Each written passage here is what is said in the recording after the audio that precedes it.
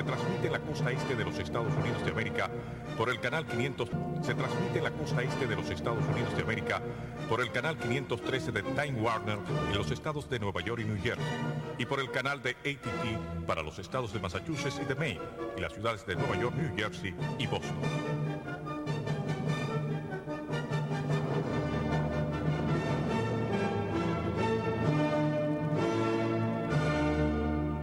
Dominicanos en todo el territorio de la República, en ultramar de la costa este de los Estados Unidos de América, e igualmente a todos sus habitantes de habla hispana. Hoy jueves 13 de febrero del año 2003 les traemos otra edición de Agenda Nacional. Este programa sustenta los valores de la libertad y la democracia y el derecho de los dominicanos y los latinoamericanos al desarrollo económico y social, con apego y respeto a los principios de soberanía y autodeterminación que sustentan y hacen posible la convivencia pacífica de pueblos y naciones, para identificar y analizar los obstáculos que han impedido e impiden que alcancemos la condición de vida y la felicidad a las que somos acreedores. Les habla Leopoldo Espaillán, Anita, y para llevar adelante este programa contamos, como siempre, con la ayuda y colaboración de nuestro amigo el licenciado Roger Ogando Piña. Muy buenas, Roger. Muy buenas, ¿cómo estás? Ayer estuvimos comentando la situación interna de los Estados Unidos. Grandemente, ampliamente. Y tenemos que seguir hablando de ese tema, porque las implicaciones de una ruptura del orden democrático, del orden de respeto a las libertades individuales y colectivas en los Estados Unidos de América, va a tener una repercusión terrible y negativa en el mundo. Y estamos hablando indiferentemente de si se va o no se va a la guerra, ¿eh?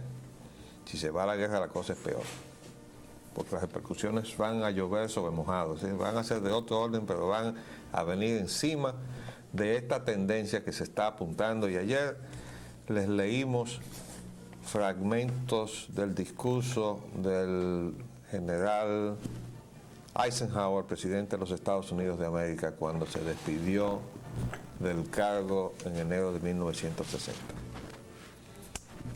Pero apuntaba Roger con propiedad que ya muchos años antes otro presidente había mostrado preocupación sobre esa influencia indebida, perniciosa, excesiva en términos de lo que es el desarrollo de la democracia, del dinero en la sociedad de los Estados Unidos.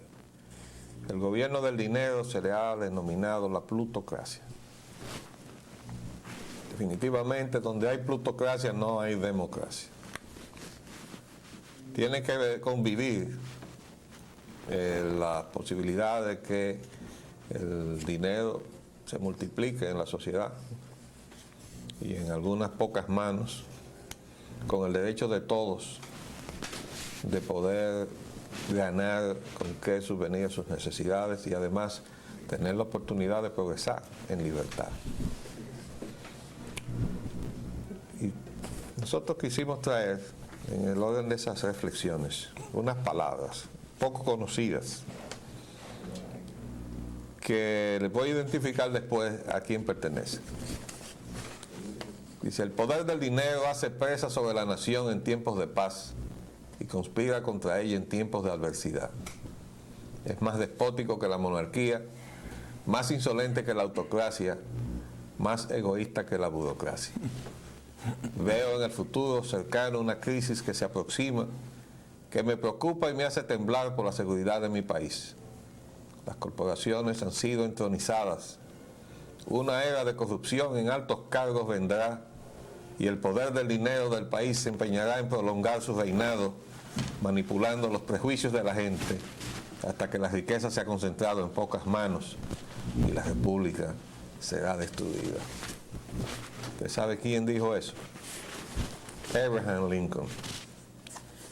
Eso está aquí en el libro de Pat Robertson, en la página 299. Este libro se lo he mostrado muchas veces, The New World Order. Este es un libro muy interesante, muy aleccionador.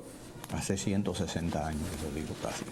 Aquí está la cita de Lincoln. Página 266, aquí arriba. Ahí está la versión en inglés. No, la otra página, aquí. Ahí arriba. Ese fue el fragmento del discurso de Lincoln que citó ahí Pat Robertson, que nosotros encontramos muy interesante de traducir y tener a mano para entender lo que pasa en aquella sociedad que ya decíamos ayer que era sumamente compleja y que, en fin, tenía en su seno, albergaba muchas contradicciones que habían aprendido a convivir, pero que si usted las agita en sus contradicciones y las reduce en sus coincidencias, la posibilidad de problemas y el pronóstico futuro de los Estados Unidos, de la sociedad norteamericana, son sombríos. ¿Qué tú querrías decir de eso? Me da mucha satisfacción que hayamos podido documentar las expresiones que ayer tuvimos con respecto a los conceptos que tenían esos dos grandes dirigentes de la gran nación, los Estados Unidos de Norteamérica y de la gran democracia. Uno que fue el hacedor de los Estados Unidos. Parece una perogrullada lo que yo estoy diciendo, pero recuerden que hubo un proceso en donde se intentó secesionar, es decir, dividir a los Estados Unidos no solo en dos naciones, sino hasta en 3 o 4, porque por ahí había otro movimiento conjuntamente en donde Texas se iba también a seccionar. Si los Estados Unidos si se hubiera producido los resultados de esos intentos, los Estados Unidos no fueran hoy lo que son, puesto que al norte quedaría una nación, en el sur quedaría otra, y otra aquí más al sur en Texas, en el Golfo, y California por otro lado fuera otra nación, fueran 5 naciones, 4. Lo que está pasando con Rusia hoy en día, fuera una federación que no funciona muy bien. La federación norteamericana es la que funciona. Pero óyeme, tú sabes qué fue lo que ocasionó el enfrentamiento norte-sur, ¿no? Tenemos... Pues nada menos que lo que resucitó ahora, en esta década que estamos terminando, el conflicto de la apertura económica versus la protección. En aquella oportunidad el norte, que era el que se había desarrollado industrialmente, exigía que el sur, su materia prima, que era algodón, no la enviara a Europa, sino que se procesara en el norte, donde estaban los telares de la industria norteamericana. Pues los productores del sur, la aristocracia del sur, se negó a romper sus relaciones con Europa, lo cual uno lo puede entender si uno recuerda que parte de ese territorio, que es New Orleans, ¿verdad?, era francés, era una posesión francesa, y por eso todavía queda ahí el sello de la cultura francesa. Bueno, pues ese conflicto, en su esencia económica, determinó la voluntad de la secesión. Es decir, bueno, pues si no nos podemos entender en lo económico, nosotros nos salimos de la unión que hemos formado. Y el norte sustentó que eso era constitucionalmente imposible, que lo que se había creado no se podía disolver o fragmentar. Entonces, el conflicto se convirtió en conflicto constitucional y dio paso a la guerra. Venció el norte y solamente la visión estratégica de Lincoln salvó la posibilidad para los Estados Unidos de ser los Estados Unidos de América, mientras nosotros, los latinoamericanos, nos quedábamos siendo los Estados desunidos de América. Por eso, esa diferencia que hay, porque el norte creó lo que hoy en términos económicos se llama un mercado común. Y es el tamaño de ese mercado que no lo ha podido igualar ahora Europa, muchas décadas y un par de siglos después, tratando de unir a todos sus estados. Ni siquiera se acerca a lo que es el espacio geopolítico de los Estados Unidos. de América. Entonces, fíjense ustedes la complejidad de las cosas, y perdona que te interrumpí, porque ahora mismo hay un problema con una bandera que está enarbolada en el Capitolio de Carolina del Sur, South Carolina.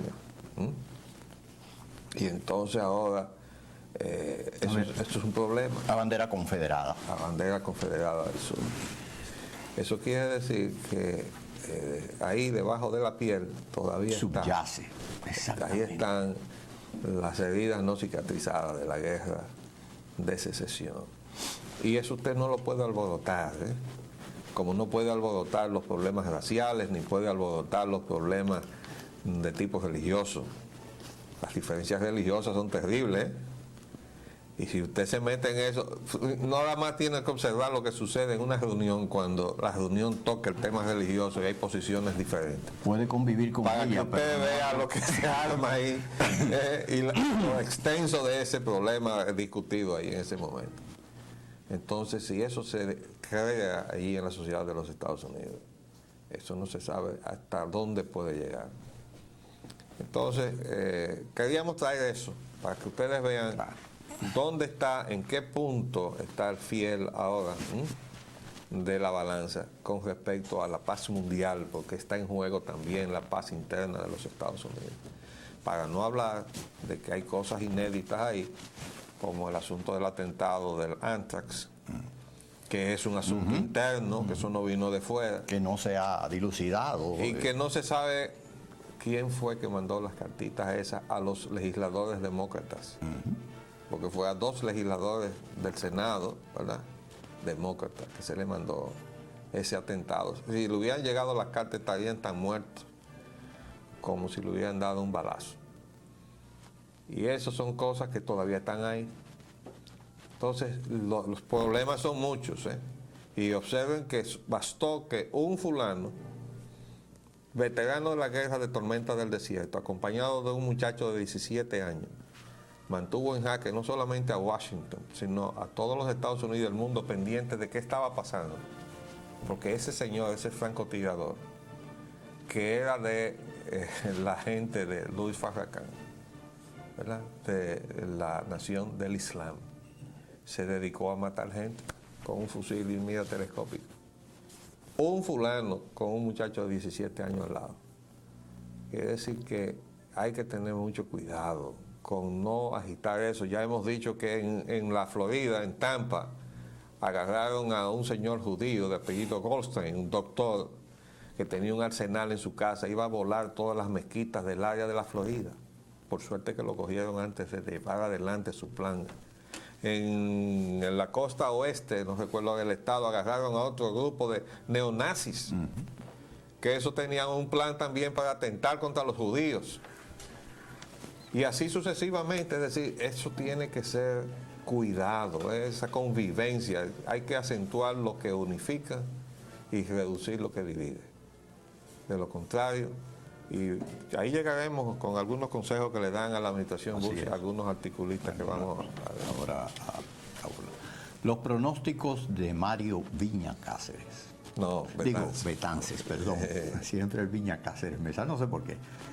Informe advierte el deterioro de la posición de banca en Estados Unidos. Y otro informe del Standard Bank teme que las medidas agraven los problemas en los Estados Unidos. Bueno, queríamos, ya habíamos mencionado el primer informe, que es de uno de los bancos de inversión más reconocidos de los Estados Unidos, el Bear Stearns and Company, Inc. Ese salió en el día de ayer, ¿no?, en el periódico Hoy, pero el periódico Hoy trae otro informe hoy, que dice un informe del Standard Bank de Londres, dice, teme medidas agraven problemas. Un informe de una filial del Standard Bank de Londres advierte que las últimas medidas monetarias y fiscales no van a la raíz del problema cambiario y que, por el contrario, podrían agravar a largo plazo la situación. El informe, preparado por investigadores de la oficina de Miami del Standard New York Securities Inc. del Standard Bank de Londres, considera que la raíz del problema es fiscal, y te está dando razón al análisis de Mario, y que los recortes en el gasto anunciados por el presidente Hipólito Mejía parecen inadecuados y transitorios. Ahora, esta gente silencia el componente de la crisis, que es la sangría que le representa a la sociedad dominicana. Estos señores que han llegado aquí a conectarse directamente del bolsillo de los dominicanos, a chupar pesos para ir entonces con toda libertad, porque el único vigilante que teníamos, que se llama el Banco Central de la República, se inhabilitó él mismo cuando propugnó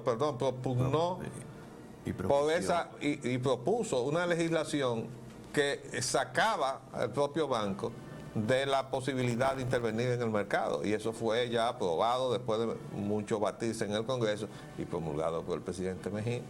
Pero ¿qué pasa? Que cuando se llega ya a tocar fondo, como ha pasado con el problema cambiario, el presidente le reclama al Banco Central que actúe. Por eso le hemos dicho, presidente, mande al Congreso Nacional una ley revocando lo que se aprobó, para que el Banco Central pueda entonces actuar frente a los problemas. Uno, para que pueda pagarle el coche a los que están, pero también hay que sacar a los señores que están aquí pegados del bolsillo de los dominicanos. Eso no se puede permitir. Entonces eso se ha configurado en una sola cosa.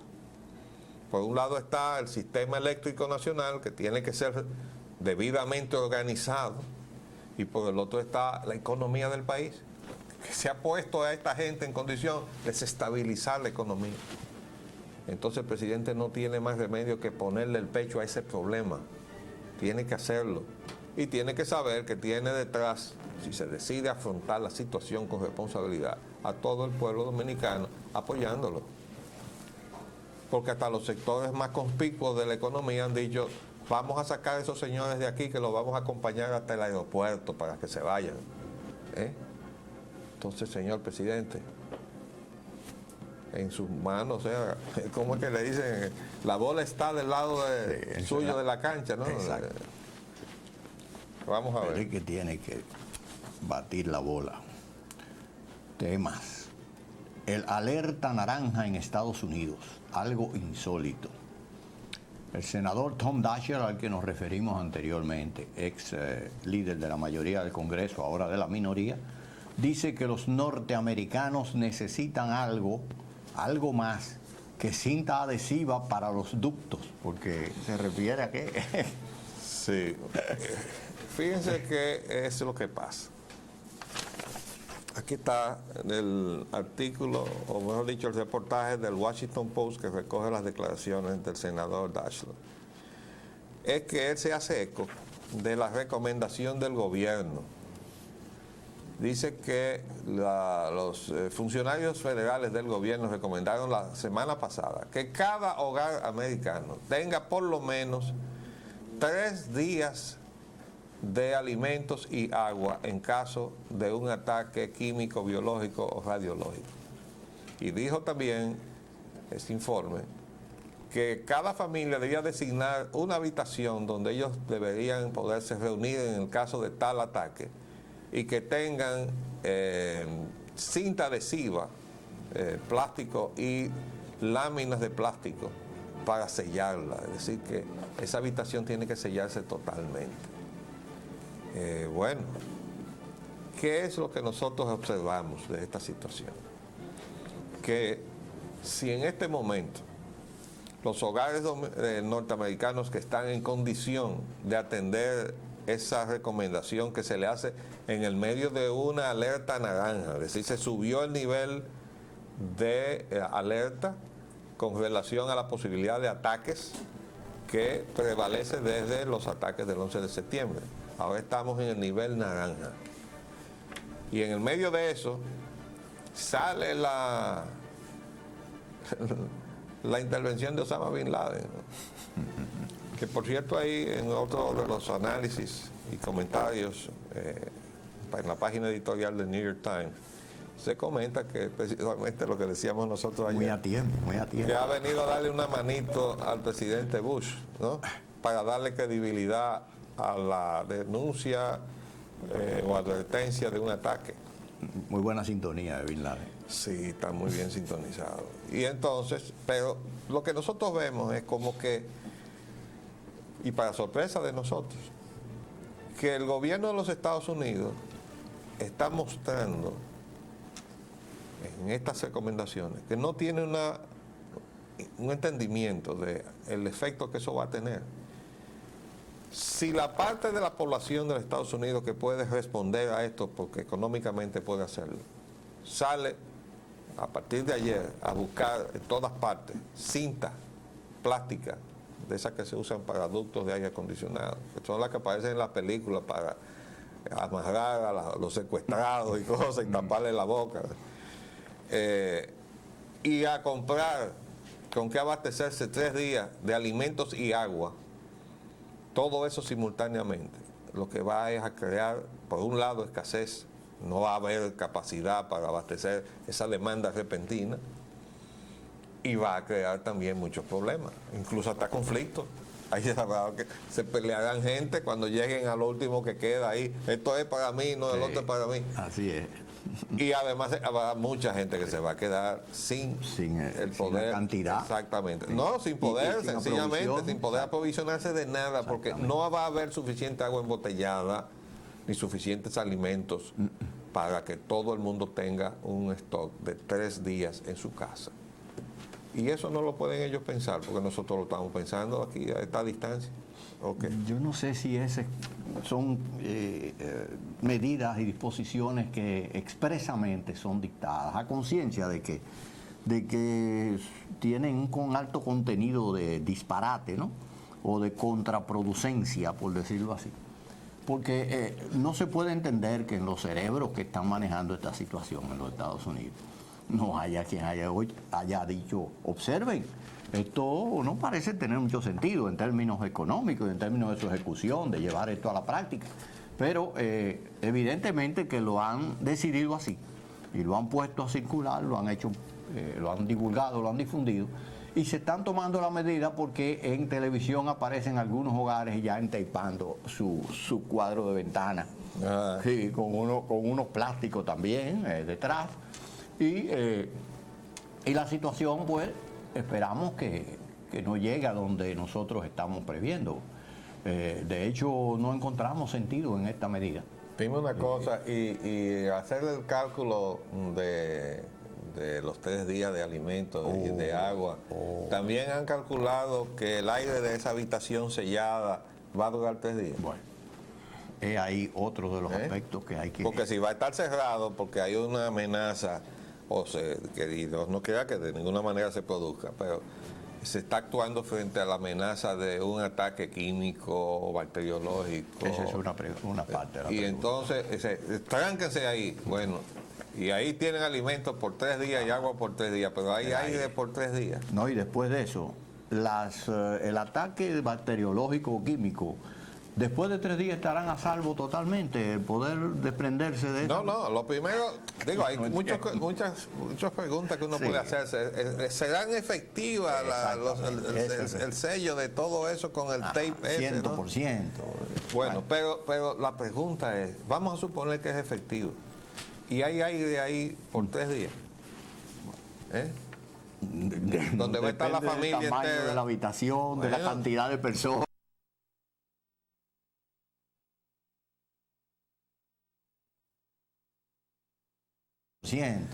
Bueno, pero la pregunta es, vamos a suponer que es efectivo, y hay aire ahí por 3 días, donde va a estar la familia del tamaño entera, de la habitación, de la cantidad de personas, de muchísimos factores, ¿no? Indudablemente que... Pero eso es, porque le están diciendo, busquen una habitación de la casa, séllenla totalmente, y ahí se reúna la familia. Se supone que con un sanitario cerca, ¿verdad? Veo que esto solamente... Porque si no te da el sanitario cerca, hay que salir del sitio sellado. Hay que sellar el sanitario también. No, hay que salir del sitio sellado para ir al sanitario. Óigame. Pero oye, esto agrega más ansiedad. Mira este articulito entonces, que sigue con relación al otro. Y este es un poco humorístico, pero es muy profundo. La autora de este, Maureen Dowd, que escribe para New York Times, tiene una arista cortante en cada cosa que escribe. Y entonces ahora le ha puesto, de que pásenme el tape, o pásenme la cinta pegante, ¿no? De ducto. Bueno, pero ¿qué es lo que dice ella que me pareció muy interesante?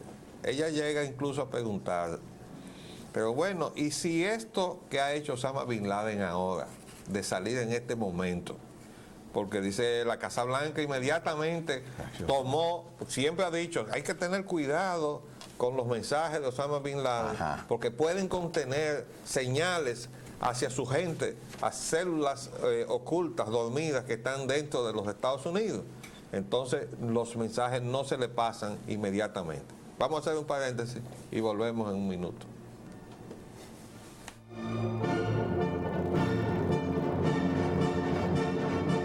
Bien, volviendo al análisis de la columnista Maureen Dowd del New York Times, ella se pregunta, ¿no?, entre otras cosas, dice, primero, ¿por qué el gobierno de Estados Unidos en esta ocasión ha dejado de lado todas las precauciones que siempre ha mostrado respecto de los mensajes de Osama Bin Laden, de que él puede estarle mandando instrucciones codificadas a esas células dormidas que probablemente y casi seguramente existen dentro de los Estados Unidos, porque esas fueron las que provocaron el atentado del 11 de septiembre, estaban ahí adentro.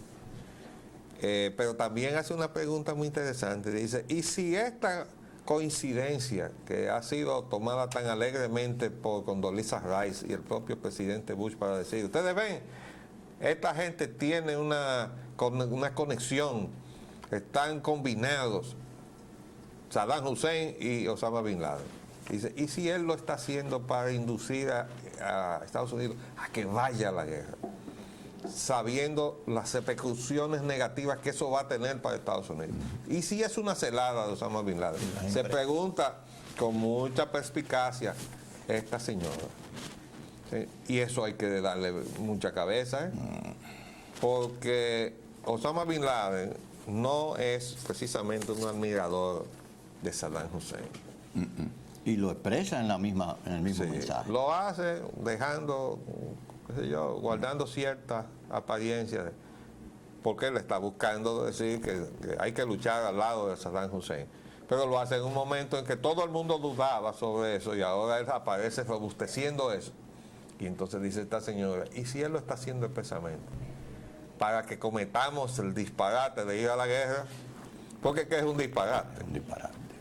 Y el otro señor, que no le quiere nada bien para los Estados Unidos, puede estarle tendiendo una celada. Dice ella, con un raciocinio que no se puede descartar. Muy bien. Bueno,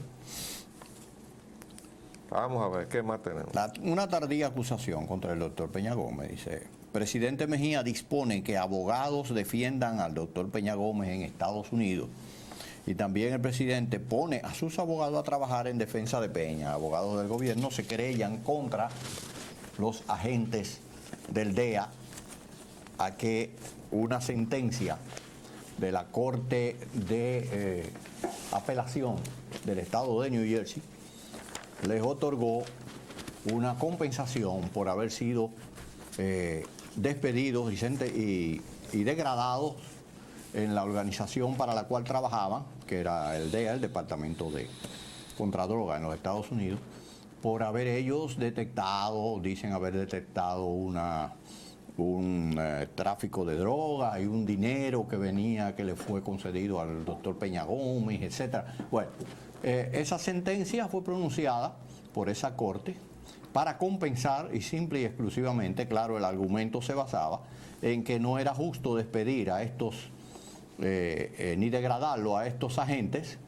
y en consecuencia había que compensarlos porque la acusación que hacían ellos tenía base, y la Corte pudo comprobar que el gobierno norteamericano actuó de una manera incorrecta e ilegal y tomó esa medida contra sus propios agentes federales. Pero el hecho de que haya una sentencia,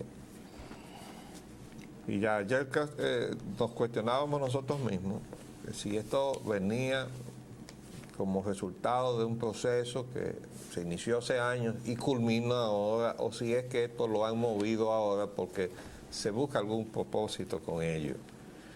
Nosotros no sabemos, pero creemos, primero entendemos que la familia y, en fin, y los compañeros del doctor Peña Gómez en el PRD salgan en defensa de su imagen o de su reputación. Que el gobierno lo haga tiene ya otra dimensión. Otra connotación. Y sobre todo por el hecho de que dice aquí, o se enuncia el propósito de una demanda en un tribunal norteamericano. No prosperará. Lo primero es que yo no sé hasta dónde un gobierno puede iniciar un expediente en los Estados Unidos. Contra la justicia americana. No, sí, contra como quién. una corte que- No, pero ellos dicen que es contra los agentes. No, pero es que los agentes, bueno, Pero déjeme decirle una cosa.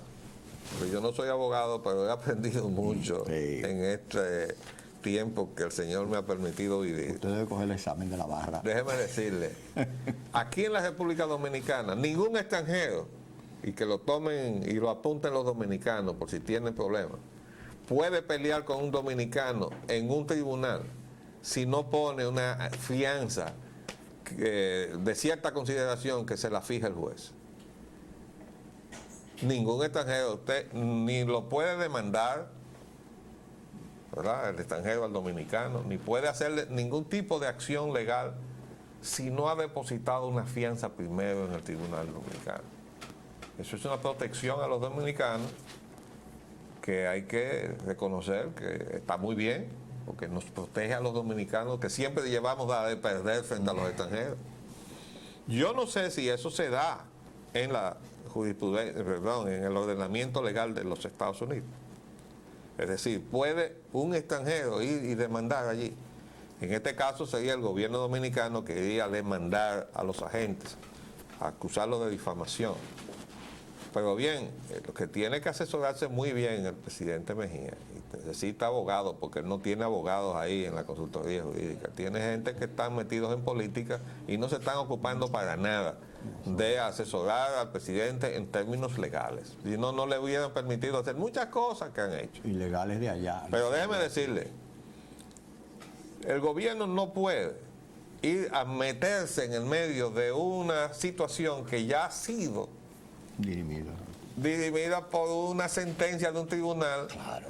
en donde esos dos agentes estaban peleando contra su gobierno y el tribunal le ha dado la razón a los dos agentes cuando le ha adjudicado una indemnización con cargo a los departamentos en donde ellos trabajaban.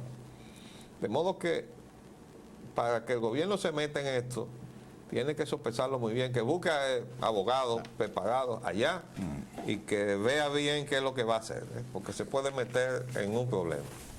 Vamos a seguir. Bolivia revuelta. Ayer, guardias y policías se enfrentan en Bolivia.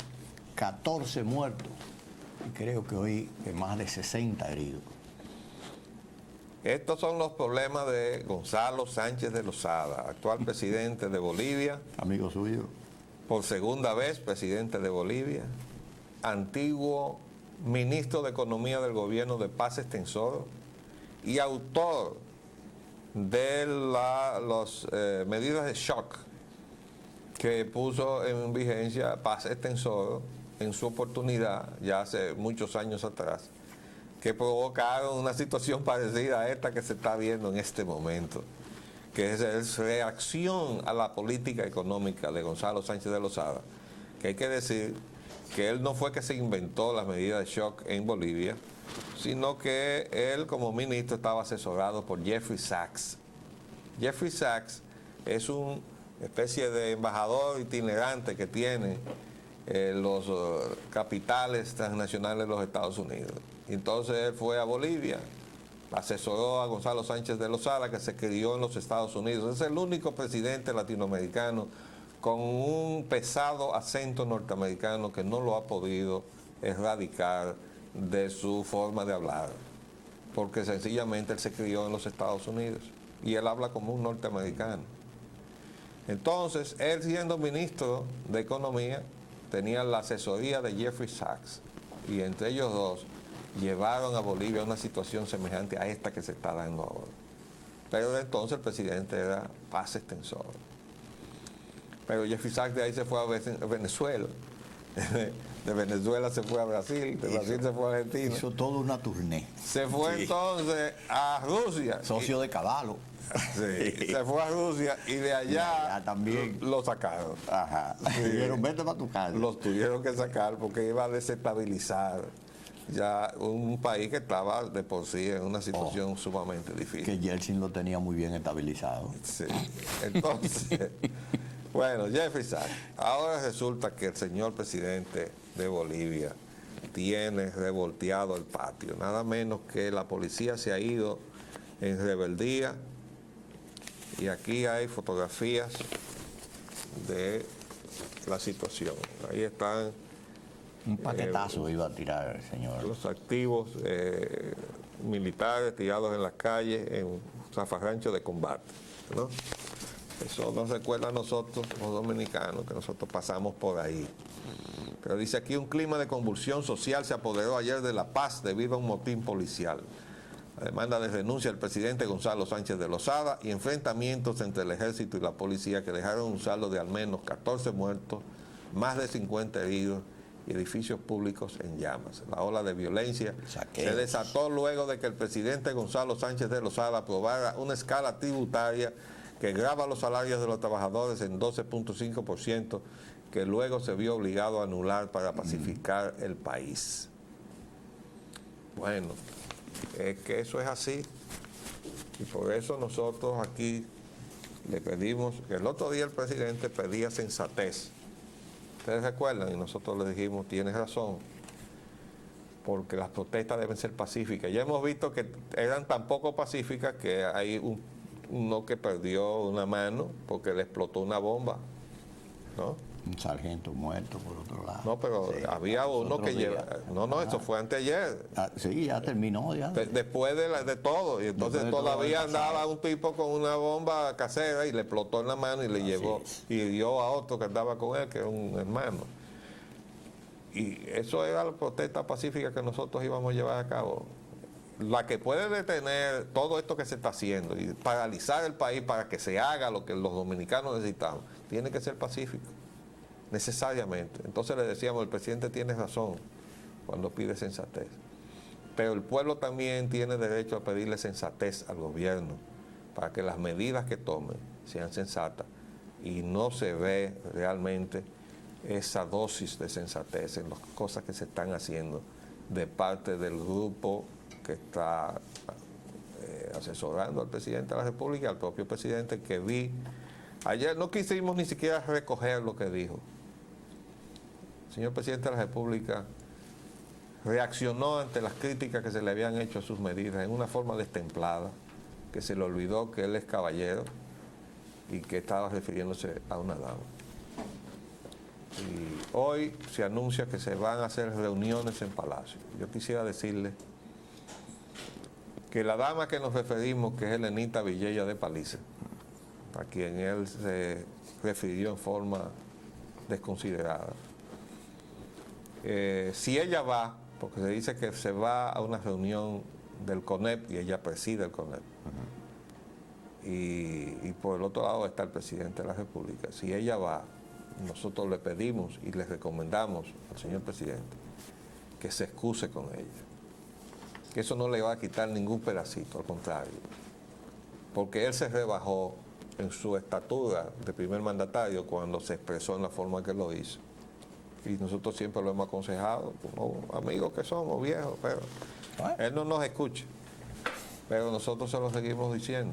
Presidente, cada vez que usted se expresa así, el que pierde es usted.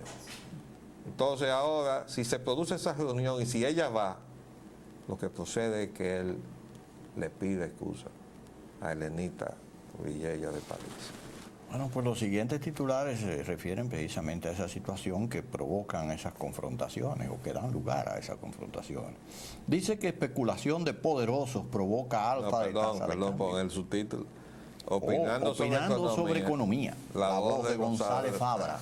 Este fue el señor, el flamante. Pero nosotros no sabíamos que González Fabra entendía de estas cosas.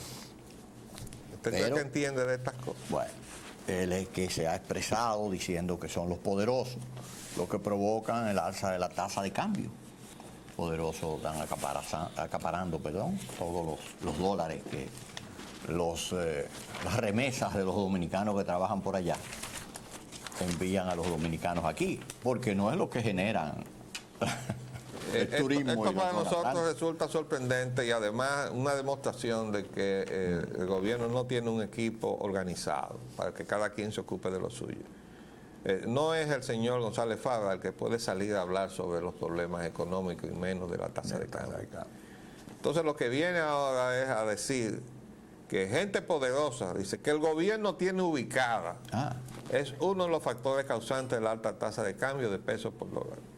Agregó que esos poderosos, a quienes no identificó, están negociando con los problemas y las necesidades del país. El gobierno sabe quiénes son, dice el periódico Los Poderosos, y saben dónde están y las cantidades que están manejando, que son extraordinarias, y se están lucrando de eso. Bueno, no podemos decir que no haya gente que esté especulando con la situación de crisis cambiaria, porque sería querer tapar el sol con un dedo. En cada situación de crisis aparece alguien que trata de sacarle provecho. Por eso dice el refrán de a mar revuelta, ganancia de pescadores, ¿no? Entonces aparece gente que quiere pescar en mar revuelto. Pero el mar no lo revoltearon ellos. El mar lo revoltearon los que están sacando sin control de nadie dólares de aquí, de este país, chupando pesos, cambiando dólares sin control de nadie, porque ya no hay quien los vigile. El Banco Central no puede intervenir para nada, y entonces ellos se llevan todo lo que sea. Así es.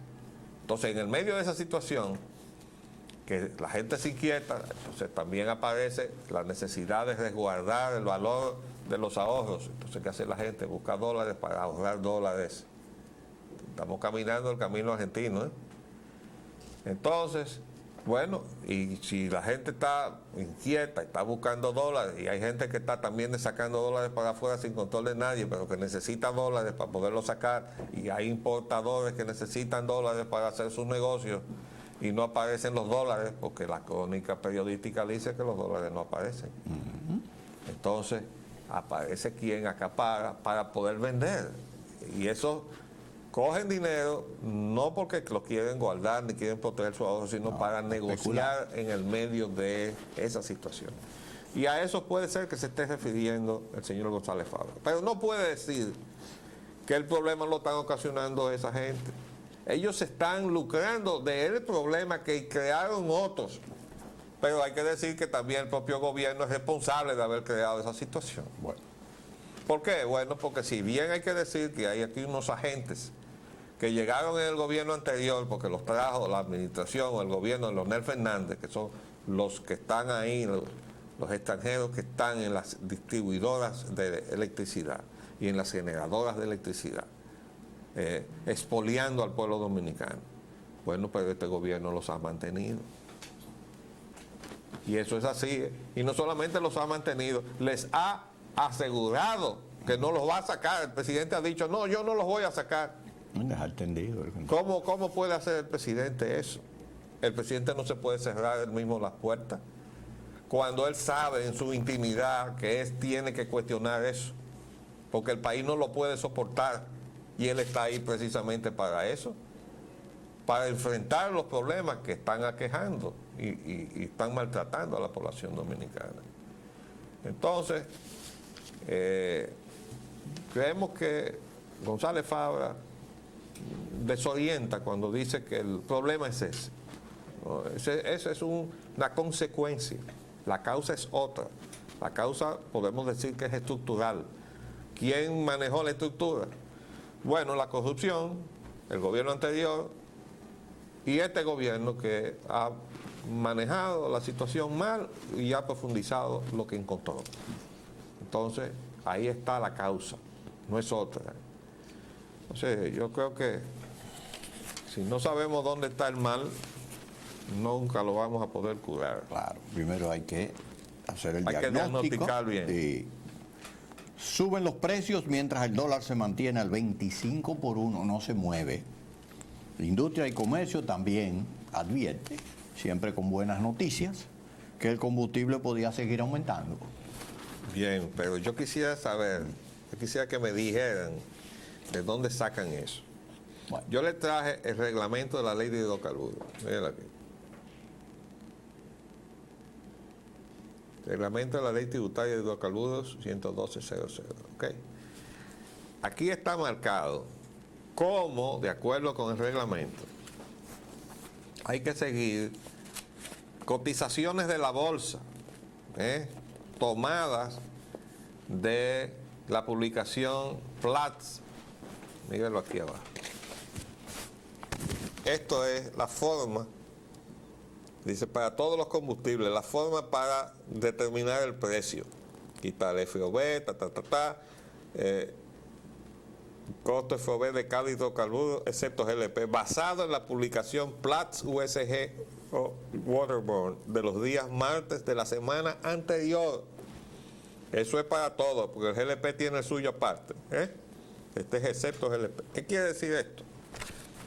Que si buscamos entonces la gráfica de los productos esto es el Platts Oil Brand, las gráficas, que son tan precisas como las tablas. Vamos a buscar primero los crudos. Por ejemplo, este es el crudo mexicano. Aquí están los 3 crudos mexicanos: el Istmo, el Olmeca y el Maya, que es el más pesado y el más barato. Fíjense la curva, aquí estamos en enero 30 y ahora estamos en febrero, aquí estamos en este punto, ¿verdad?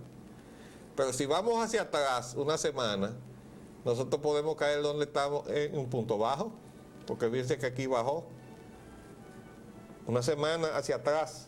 el ¿Y martes de por la qué semana dice, pasada. está subiendo y ahora nos van a subir porque está subiendo? Pero dice el reglamento que la Secretaría está obligada a cumplir. Claro que también está obligada a cumplir la ley que dice que hay que subsidiar el GLP y no lo están haciendo. Si toman los precios de una semana atrás, no vamos a estar aquí en el pico, vamos a estar aquí abajo. ¿Y por qué van a subir en esta semana los precios entonces? Porque ahí se hace lo que convenga al ingreso. Que por eso hemos dicho que hay un propósito fiscalista al ingreso extraordinario en la refinería. Porque la estructura de precios está fijada del surtidor hacia atrás. Y entonces toda alza que se refleja en el surtidor, como todos los intermediarios tienen su intermediación fijada, y por eso están pronunciados la gente de Anadega, que dice que a la medida que le suben el precio tienen que buscar más dinero para comprar el mismo volumen de la mercancía que venden, que es el combustible. Claro. Y se le está bajando ya su rentabilidad al punto en que ya no pueden operar. Pero eso es parte de un plan para extinguirlos. Ahora, yo no sé hasta dónde sea sensato, el otro día lo comentamos con Juan Ignacio Payán, que no les convenía salirse del mercado, porque eso era precisamente lo que trataban de hacer con ellos. Ahí tiene el palo dado. Bueno, pero bien, eso quizás lo podemos conversar con él cuando yo lo localice.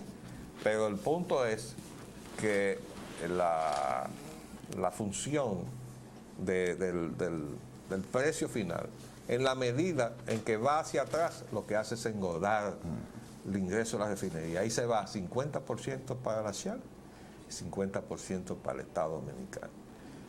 Todo eso alimentado desde el bolsillo de los usuarios o consumidores. Vamos a ver hasta dónde se va a seguir incumpliendo con lo que está estatuido en la ley y en los reglamentos. Se nos acabó el tiempo por el día de hoy. Les hablamos Leopoldo Payán Anita y Roger Oganda. Hasta luego. Agenda Nacional les llega en vivo de lunes a viernes de 11 de la mañana a 12 meridiano y es grabado y retransmitido de 12 a 1 de la madrugada por esta misma emisora. se transmite en la costa este de los Estados Unidos de América por el canal 513 de Time Warner en los estados de Nueva York y New Jersey, y por el canal de AT&T para los estados de Massachusetts y de Maine, y las ciudades de Nueva York, New Jersey y Boston.